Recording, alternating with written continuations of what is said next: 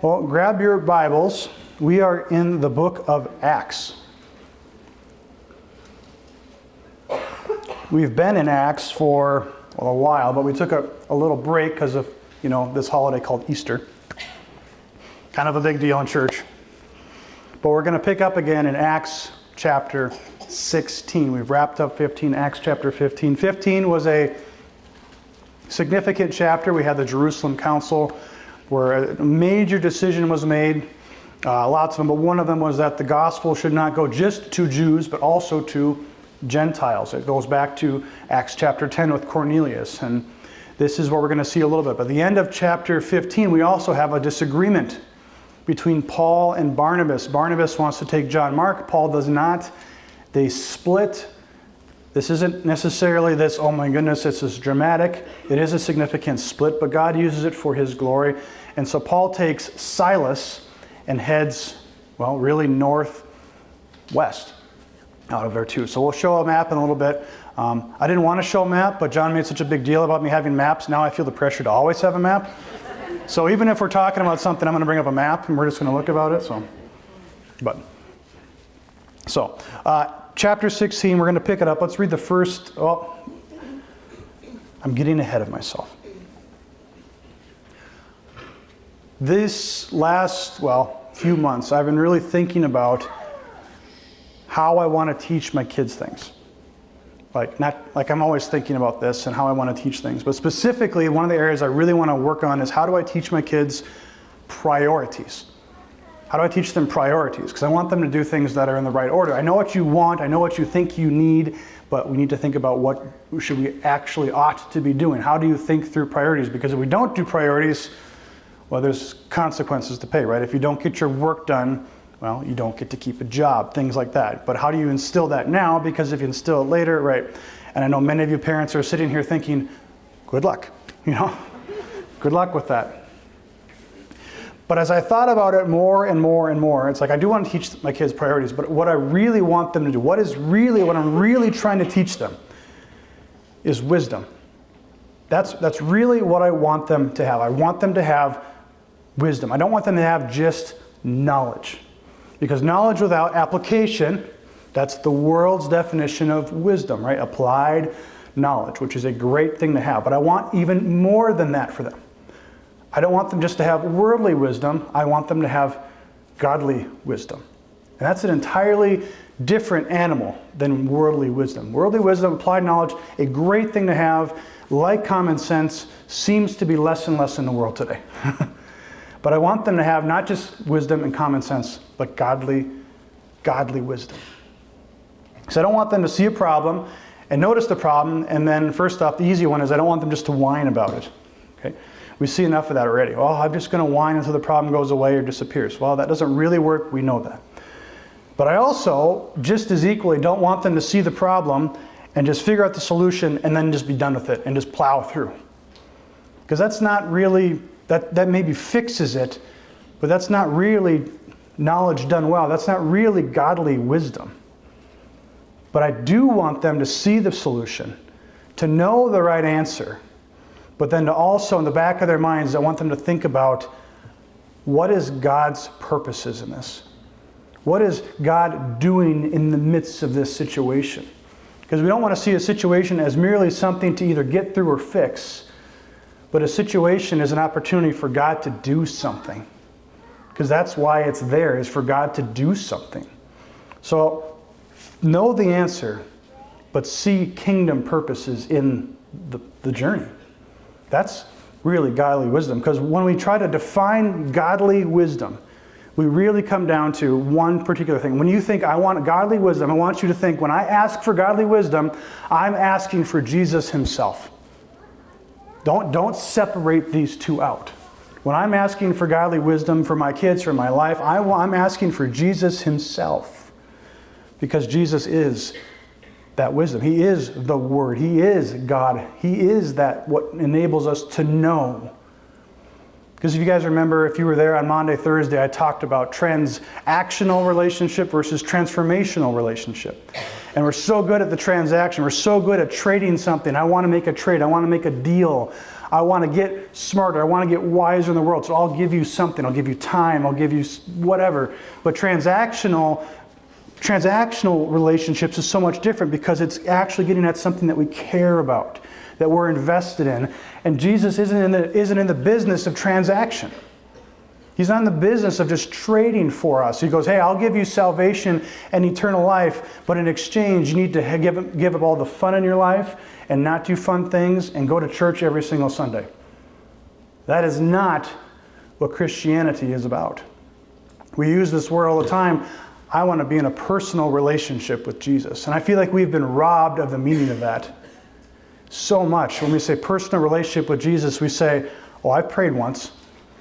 I go to church occasionally. I have a relationship with Jesus. That might be a transactional relationship with Jesus. But I have great news. He wants so much more for you. I want so much more for you. The transformational relationship.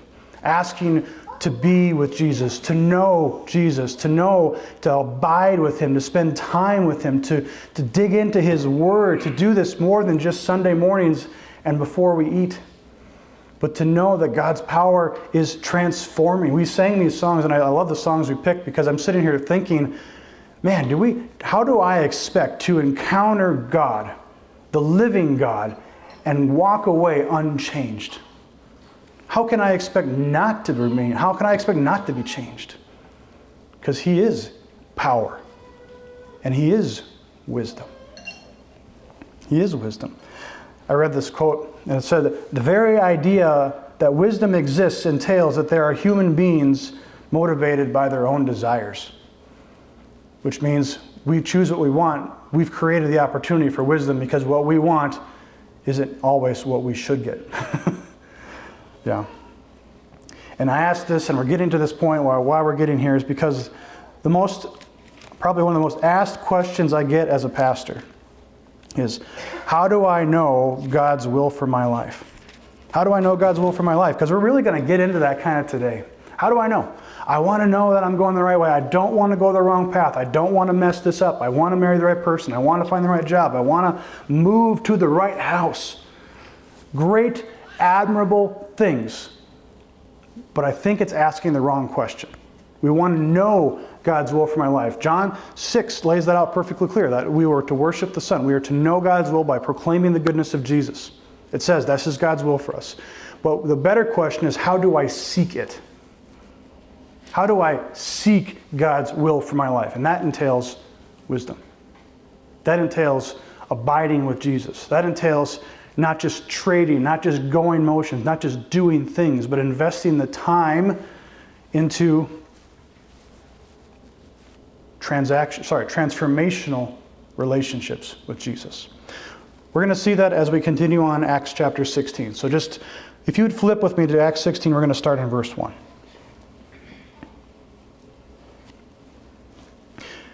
Paul came also to Derbe and to Lystra. A disciple was there named Timothy, the son of a Jewish woman who was a believer, but his father was a Greek. So, Mike, you have that map for me?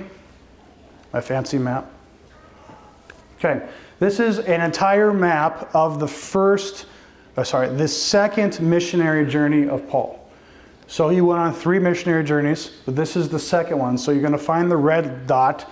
That's what he went on his entire journey.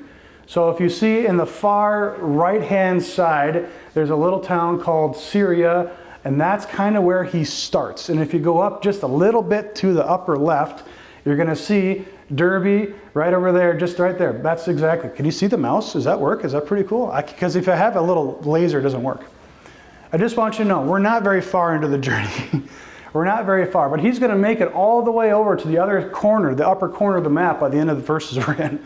He's going to cover about 800 miles this morning, and it's going to take him about 50 days to do it. So even though it's only going to be 15 verses in Acts, we're talking roughly 2 months and 800 miles. This is a lot of journeying, a lot of time relationships, and we're just going to get some of the highlights that Luke is picking out for us here. So, but he's in Derbe, he's in the town by Lystra, which is right there next to Derbe, and he's encountering someone named Timothy. Timothy is what Paul will refer to as his son, his spiritual son of the faith. We should know this town Lystra earlier because when Paul was first stoned and got back up and walked into town, it was at Lystra. I really think, just me reading between, this is my imagination, that Timothy or Timothy's mom or dad were there and they're going, that guy really believes what he says. And it had some kind of impact because here we have Timothy who's going to play a major role in the rest of Paul in the New Testament. He has 2 books written to him. 1st and 2nd Timothy are written to Timothy as he is learning to pastor a church in Ephesus. And here he is, the son of a Jewish woman who was a believer. And it says, but his father was Greek. So they're making a note here because he comes from a spiritually divided family. The father, not a believer, mother was. We don't know anything else. We don't know if the mother came to faith late or if she married out of her faith or what happened. But we do know that Timothy is all in on this. And Paul loves what Timothy is doing. Paul is all about this because it says here about Timothy, he was well spoken of by the brothers at Lystra and Iconium. He was well spoken of. He is a disciple who has grown, who has been teachable, who has been humble, who is learning what it means to be a disciple of Jesus. He's not being known because he's the loudest, because he has the fanciest words, none of this. He's well known by the brothers. He's well known in the relational circle as someone who is dependable, who is consistent, who is faithful to what God is doing. So often we think to be a good evangelist, we have to be so fluent or so charismatic or so powerful or loud. That's not the case. We have to be willing to step out and let God do the work through us. To be obedient to what God is calling because we have something so powerful within us that does all the work for us, the Spirit, which is going to play a very significant role in this passage. Verse 3, Paul wanted Timothy to accompany him. And he took him and circumcised him because of the Jews who were in those places, for they all knew that his father was a Greek. So this passage is immediately kind of poked at a little bit by some people because Paul has just spent the last 5 chapters saying you do not have to be circumcised to be a Christian. But here, Timothy, who wants to go with Paul and who Paul wants to come with him, says, okay, if you want to come with me, we have to circumcise you. Is Paul is he going back on his word? No, I don't think he is. Because that is the truth, but what Paul is doing is helping Timothy see something that is crucial to the gospel. And Paul writes about it in 1 Corinthians 9, 21, 22. He says, I have become all things to all people. Not saying I've committed everything so that I can be with you and I'm making myself like the culture so you can't tell the difference and I can maybe sneakily budge your way into the gospel. No, he's saying I don't want to put anything out there that's a major stumbling block to them. I'm going to take care of this because it's small and it's insignificant and we can move past it to say this is what's important. The gospel of Jesus. And Timothy, for us men, no, he's willing to do anything. He's willing to do anything to make the gospel known. And to me, it just begs the question as myself, what am I willing to do to see the gospel of Jesus go forth? What am I actually willing to sacrifice to make known to people who I know and don't know that Jesus is the most important thing ever? I think we're crossing a line here. I think Timothy's more in than just a transactional relationship. He's into the transformation. And he wants to see people transformed. And I will go through something that is no doubt excruciating because I value it that much.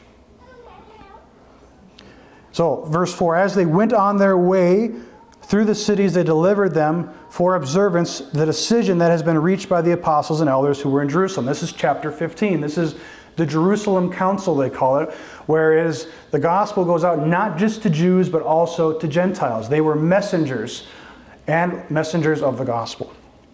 So the churches were strengthened in faith and they were increased in numbers daily. So we're starting to see this really cool relationship develop. As Paul goes out with Timothy, I think Silas is still there at the same time. We're starting to see the tightening, the closeness growing in these people. And you think, well, how do I know that I'm growing close to Jesus? That's the question I want to ask. Because I know that I don't want to just have a transaction with Jesus. I know I want more than that, but how do I actually do that? And I think we just look to the relationships we have and the relationships that you think of when we think of the ones that are really deep, the ones that matter. I was just talking to Em about just one of my best friends and the relationship we've had. We've known each other for 30 years. And we've really just been together through this all, and we're both in ministry, and we both have this, we just know. Like, we don't call each other every day, we don't text all the time. I maybe talk to him once every 2-3 weeks on the phone, and we just talk, just occasionally. But we can pick up exactly where we left off. Exactly where we left off, right as soon as we can answer the phone. And I know without a doubt that if something were to happen in my life, he would drop and drive to meet me. To just be with me. He wouldn't come and tell me advice. He wouldn't tell me all the things that I ought to be doing. Unless I needed to, then he would definitely tell me what I ought to be hearing. But I know he would just drive and come and be because he knows that I just need someone to be. And you start thinking, what are those principles and how do they apply to our relationship with Jesus? How do we go deeper? Well, what do I value above Jesus? We're going back to this discussion on priorities. What do I value above him? How often is it easier to scroll social media than it is to just open up my Bible for 5 minutes? Oh, it's only 2 minutes. And I'm not trying to say you can never do social media, but we tend to prioritize one, don't we? How often does my time equate? Does my experience equate? Do I go there when I need comfort? Do I go there when I'm scared? Do I go there when I'm uncomfortable? Do I treat Jesus like the friend that we know we think about, the one that comes to us when we need something? Or do we treat him like the friend that will always be there when we need him, or because we're always there? How are we investing in this relationship? Because I think sometimes we think we invest more than we do. Verse 6. And they went through the region of Phrygia and Galatia. So now we're moving further northwest. We're getting up there. You can see Galatia kind of on the big letters up there. And he's trying to go north. He's trying to go up to the very top to the Black Sea. But we're going to see what's going on here. Having been forbidden by the Holy Spirit to speak the word in Asia. But I have to point something out, because when we think Asia, we think the really big continent, okay? Kind of true today, not true back then. You can actually see the country of Asia right there, right in the middle of the map. That's where they were told not to preach the gospel. We don't know why, but what I think is so fascinating is Paul knew that's what he was supposed to do. It wasn't because he was scared. We know this. Paul is not a person who has been scared off by persecution. He's already been stoned and went back into the same town. This is not a fear tactic. This is not a culture tactic. Somehow in his relationship with Jesus, in his time in prayer with God, the Spirit has made it explicitly to him, or he knows. This is how you know the will of God, because he spent so much time with him that he is 100% sure that I must not speak of Jesus in this country. I must not do this. He's that confident, which leads me to think he's that comfortable in his relationship with Jesus, that he knows when he ought not to do something. We don't know if it was a vision. We don't know if it was divine words. We don't know if it was a feeling, but we know that he knows. And we know that his relationship is that potent. It's that intimate. It's that durable. Man, do I want to be that in touch with Jesus, that I know when I'm not supposed to do something? Because so often I'm waiting for him to write the neon letters in the sky for me to actually do something. And here, Paul knows, nope, I'm not supposed to open my mouth right now. That's wisdom. That's restraint. That's dependability. He's dependent. And when they came up to Mysia, they're continuing to go north, they attempt to go into Bithynia. That's the country way up there by the Black Sea. They attempt to go in there, but the Spirit of Jesus did not allow them to. I could see why they want to go up there. They're trying to go up there. They're trying to get off into Asia. They're trying to get off into Asia Greater. They're trying to spread the gospel. That's a richer area up there. That's more developed. It's more diverse. It's probably more open. You get further to the east, to the west, and it's more Roman. It's more secular. It's more closed down. And they're trying to go up there, and they try to get into this country, and the Spirit of Jesus says no. Again, How close do you have to be walking with Jesus to be that sensitive to what he's saying? So often, we're so often looking for prompts. Hey, Jesus, if I'm supposed to go talk to that person in the parking lot, will you have a jet play overhead right now and write it in the sky so I know it's your will? Nope. Okay, I guess I'll go home. Like, that's kind of what I'm looking for so often. I want that extra assurance, but Paul is on the other side of it saying, I'm so confident that I don't know what's going on. I don't know if he ran into an invisible wall. We don't know, but he's 100% sure in his relationship with Jesus that as he's trying to do something, God's like, this is not my way. He doesn't ask why, which should be my first question. God, why can't I go in here? He just says, okay, we're stopping here and we're going to pray and we're going to wait. What, again, dependence looking for wisdom. Dependence looking for wisdom. Dependence looking for Jesus. Dependence on Jesus, looking for Jesus. Paul is waiting. He's waiting. Have you guys heard that thing on social media going around lately about why is there so much waiting in spirituality? Have you guys heard this? I find this, I just listened to a little snippet. I don't remember who said it. But he goes, there's so much waiting in spirituality and spiritual growth, isn't it? Like, we're always seem to be waiting for something. And he says in there, because if we're not waiting, we're not actually practicing faith. Because if we have it right now, even if it's a decision we don't want, it's not actually exercising our faith because we have a decision. And that's really what we're wrestling with. We wrestle with decision panic. We want to make a decision. We want to make it right now. But spirituality is slower. Our growth is slower, not because it wants to agonize us, but because that's actually what stretches and exercises our faith, is the waiting. It is the waiting. It's not the decision so much as it is the waiting. Because that's actually where faith takes hold. It's not the faith of knowing Jesus, it's the faith in following Jesus. I can behold the knowledge of Jesus, but to actually trust in the way of Jesus is a stretching experience. The knowledge of Jesus needs to come crashing down into the heart and say, no, we actually have to trust in him. In him. The Bible uses these words on purpose. I don't have a faith around Jesus. I don't have a faith about Jesus. I have a faith that is in Jesus. That's a significant difference. I know you're thinking, there goes Joel, the word nerd again. You know this. That's going to have to deal with that. In Jesus. In Jesus. So stopping, this is verse 8, by Mysia, they went down to Troas. So they're going further down. They're right on the coast. They're right there. They're going to mention a couple towns that are there, but he's right on the edge of Troas. And he's a little island just north of Troas called Samothrace. It's going to be mentioned in the text. And he's going to continue on to Neapolis.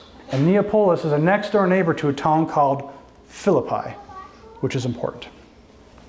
And verse 9 says, and a vision appeared to Paul in the night. This is multiple times this has happened in the book of Acts, where a vision has appeared to Paul. This is not the standard for large decisions in Christianity. Do not think if I have to make a big decision, I have to wait for the vision. It does happen, but it's not the standard by any means. A vision appears to Paul, and a man of Macedonia was standing there, urging him, saying, come to Macedonia and help us. Come to Macedonia and help us. And when Paul had seen the vision, immediately we sought to go on to Macedonia, concluding that God has called us to preach the gospel to them. He's right on the edge.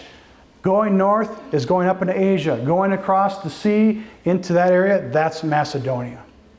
We're going to the Roman area. We're going to the secular culture. We're going to the place that's going to be harder for the gospel to go forward, not to the richer area that's desperate for truth. We're going to the hard area. Why? Because God has asked us to. And this is where we get most of the letters of the New Testament.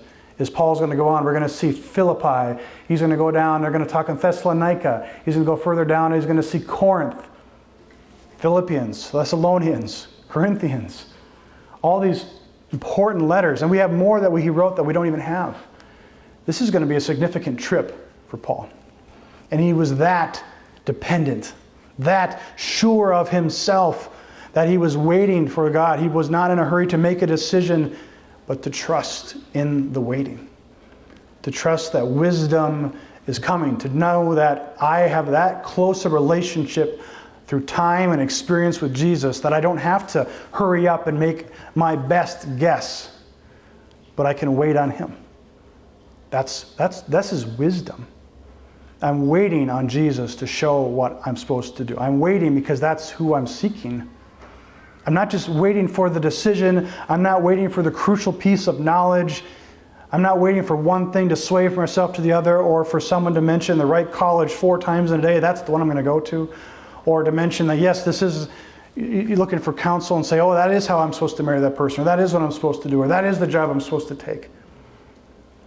He's so trusted and so solid in his relationship with Jesus.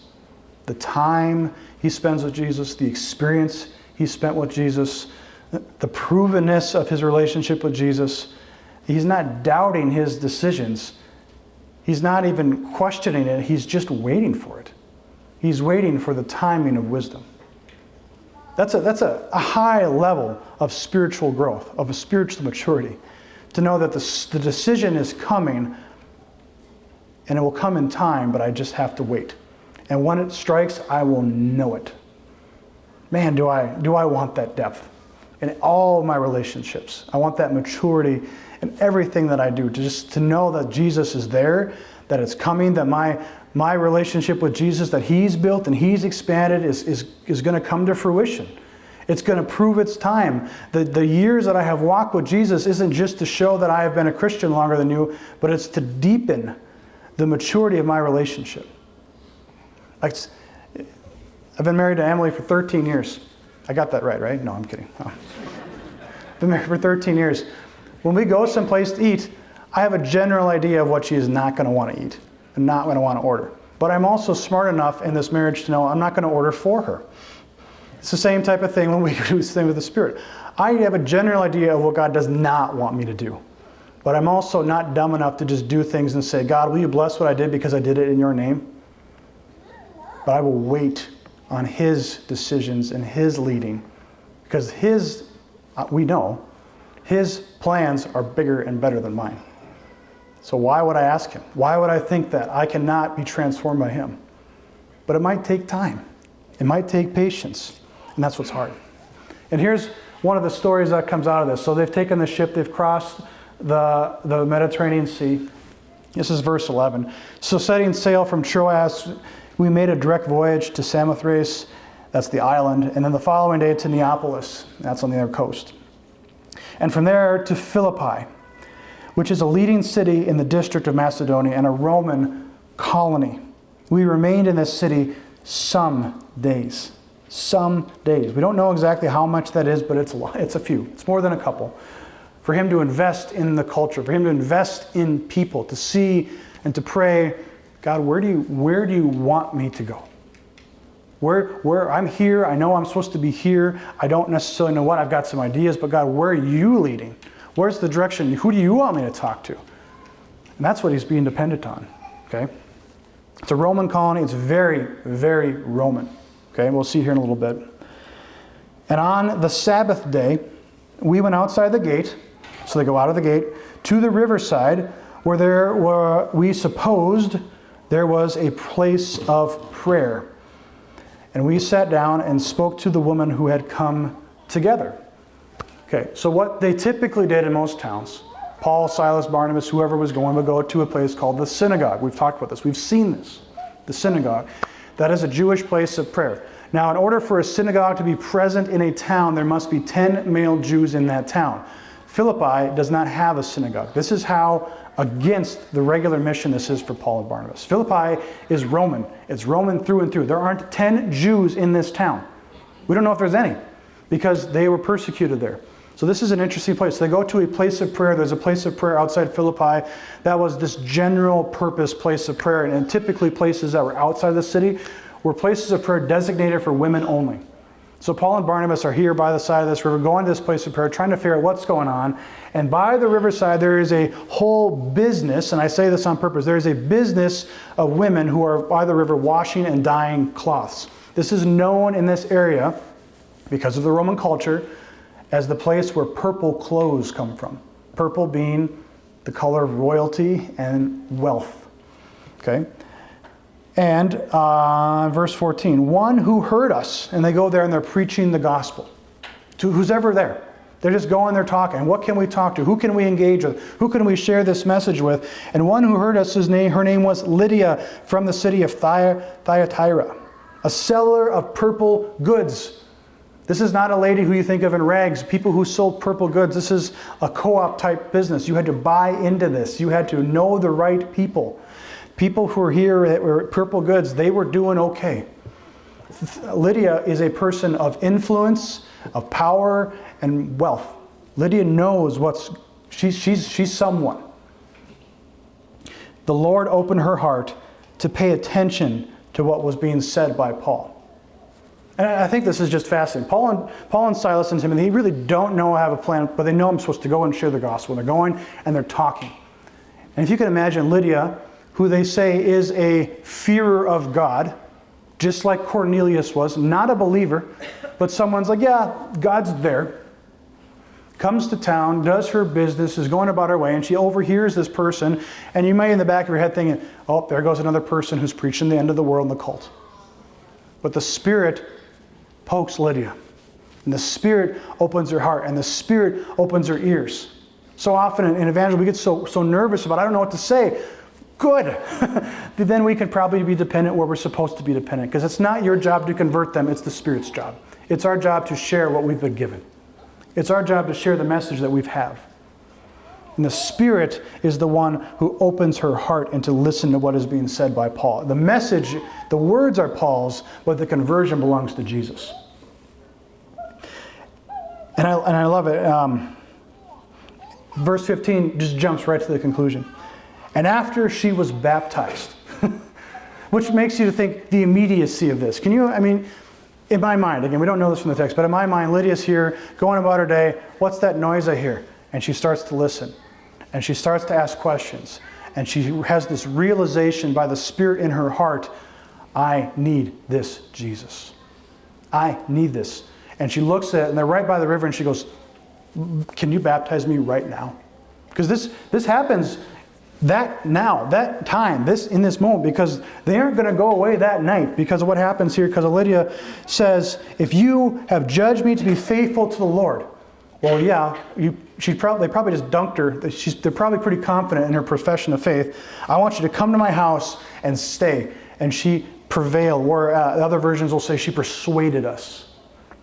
Lydia's got room. She's got a house. She has a household. She's got people and places and extra beds and rooms to share.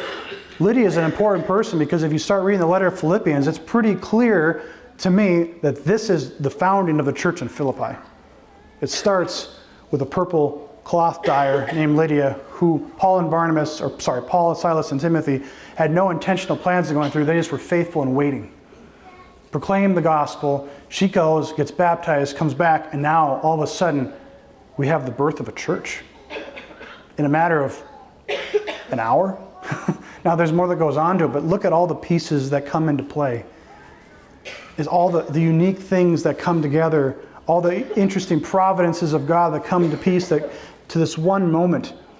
And we can't even begin to see them until we back up and see all this is dependent on the wisdom of Jesus and the waiting on Jesus, because He's so in control.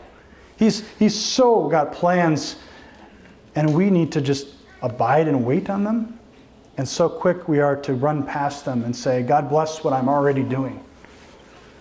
No. Where is God working, and how can we join Him? Go back to, again, teaching my kids. I don't want them just to know the answers. I don't want them just to know the solutions. I want them to know the solution, but to think, what are the kingdom purposes in this situation? What are the kingdom purposes in this problem? What are the kingdom purposes in all of this? And what is God actually asking me to do? Is it just to make the right decision? Is it just to go forward? Or is it to wait? Is it to do something else? Man, I'm so amazed again and again. And I shouldn't be amazed at the goodness and the providence of God. But man, I am. I'm always amazed at that. God, you can do that and so much more. And you find the little details and you find the nuances and you think, wow. Miles, would you bring your team up? We've covered a lot, but there is power in the waiting on Jesus, the stretching of faith. And we're so quick to, don't touch that. We're so quick to blow by that. Not that it's fun, but there's wisdom in the waiting if we're waiting on Jesus. Because there is no wisdom apart from Jesus. There might be worldly wisdom, to eat the pickles but not drink the pickle juice. But we want godly wisdom. Have a great Sunday. Call with questions.